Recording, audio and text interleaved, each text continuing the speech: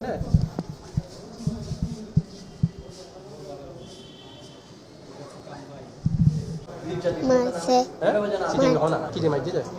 বেত পিঠে মাছে হাতে মাছে টেঙে মাছে আমি দাইছি যে জন্য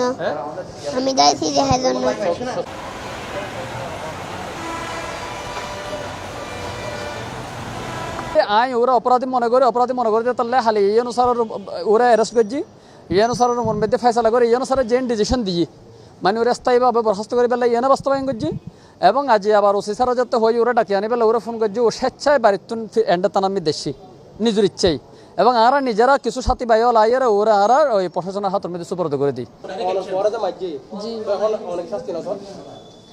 শাস্তি আমার আর কি মত, সারা বিশ্ববাসী চাই শাস্তি। হ্যাঁ আমারও একই মত। জি অবশ্যই চাই। আর বাড়া ফোন নিতে বাড়া ফোন ভিডিও দেখি আর ভিডিও একজন হতে তুই বাইফুত না দেখে এখন আর মানে তা হই লাগে নিজেও জানি যাতে এটা উজুর তো শাস্তি জনক দেখার আর মদরসা বন্ধ দেখার। এই যে ঘটনা গান ঘটতে এরকম ঘটনা অহরহ ঘটে। বর্তমানে কিছু কিছু মাদ্রাসা বলাৎকারের কারখানায় পরিণত হইয়ে কিন্তু বাচ্চা একল বয়ে বাবা মারে নহর বাবা মা বাচ্চা যাতে দায়ী নেই বাসাত যা বাবা মা আবার ফিরিয়ে এনে মাদ্রাসা লই যা আবার যাতে দায়ী যা তখন হদা আর এরকম ঘটনা ঘটাইয়া আর ছেলে বলাৎকার করছে আরে মাঝে আরে নির্যাতন হচ্ছে কিন্তু দেখা যাচ্ছে ঘটনা ঘটের ফেফারত আইয়ের কিন্তু বিচার নহর। অপরাধের যদি দৃষ্টান্তমূলক শাস্তি একের পর এক অপরাধে যদি সাজা হয় তাইলে অবশ্যই অবশ্যই অবশ্যই এই ধরনের ঘটনা কমে যাইব। হালিয়ে যে উজুরের ঘটনা ঘটাইয়ে উজুরের মনের ধারণা আছে আইলে আদার ফিডিল ওখানে হাম হইতো না আর কোনো শাস্তি হইতো না। এই যে আজ এই ঘটনা ঘটতে বাচ্চার মা বাবা মামলা হইতো না স্যার অজানা কারণে। এখন কেউ তো না কেউ তো দূর দেখলে অন পড়িব আর এই ঘটনার দৃষ্টান্তমূলক শাস্তি চাই। আমার এখানে যখন আনছে তখন বাচ্চার গায়ে কিছু আঘাতের চিহ্ন ছিল, যেটা আমরা আমাদের নিয়ম অনুযায়ী নোট করে নিয়েছি। হ্যাঁ সে মারাত্মক জখম হয়নি, তবে বাচ্চা ব্যথা পেয়েছে আর ভয় পেয়েছে অনেক। তো আসলে এটা তো বাচ্চার জন্য একটা ট্রমা হিসেবে কাজ করছে। এভাবে বাচ্চাকে যদি মানসিকভাবে এতটা ভীত সন্ত্রস্ত করে ফেলা হয় তাহলে পরবর্তীতে তো আসলে এটা তার মানসিক বিকাশেও অনেক ক্ষতিগ্রস্ত হবে সে। আপনার ছেলেকে আপনার ওই মাদ্রাসার হেড সম্মানিত শিক্ষক একদম আমরা যেটা বলবো নির্মমভাবে মেরেছেন, ঠিক আছে? দেখেছেন আপনারা কাজটা অন্যায় করেছে, দণ্ডনীয় অপরাধ। আমরা শিক্ষককে আইনের আওতায় আনার সব ধরনের ব্যবস্থা করেছি, ঠিক আছে? এখন আপনারা তো শিক্ষককে ছাড়িয়ে নিয়ে গেলেন, ঠিক আছে? কেন ছাড়িয়ে নিয়ে গেলেন? ওনার নাম খারাপ হয়ে যাবে।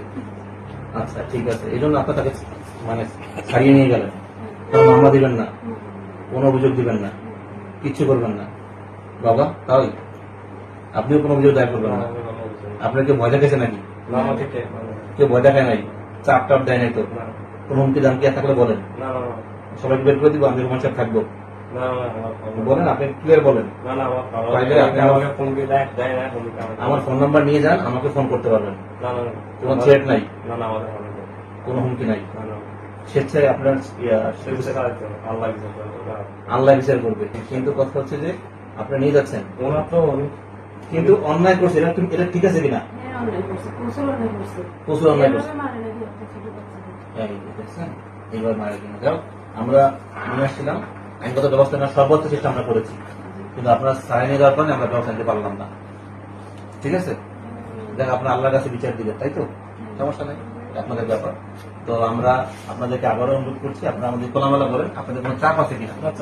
কোনো থ্রেট নাই, কেউ তো বলে নাই যে এই ঝামেলা করবে। প্রশাসন এবং পুলিশ কিন্তু আপনার সাথে আছে। দেখেন আমরা এখন অনেক রাত কিন্তু আমরা আপনার সাথে আছি, ঠিক আছে?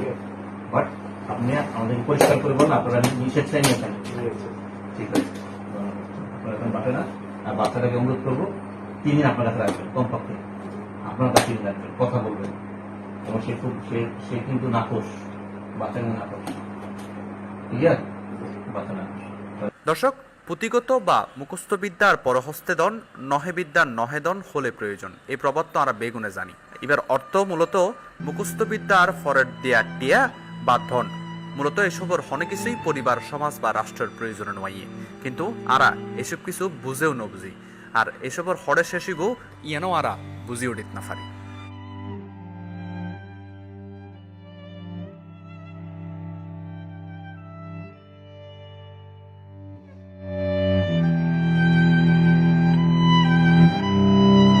Desk news, C+ TV।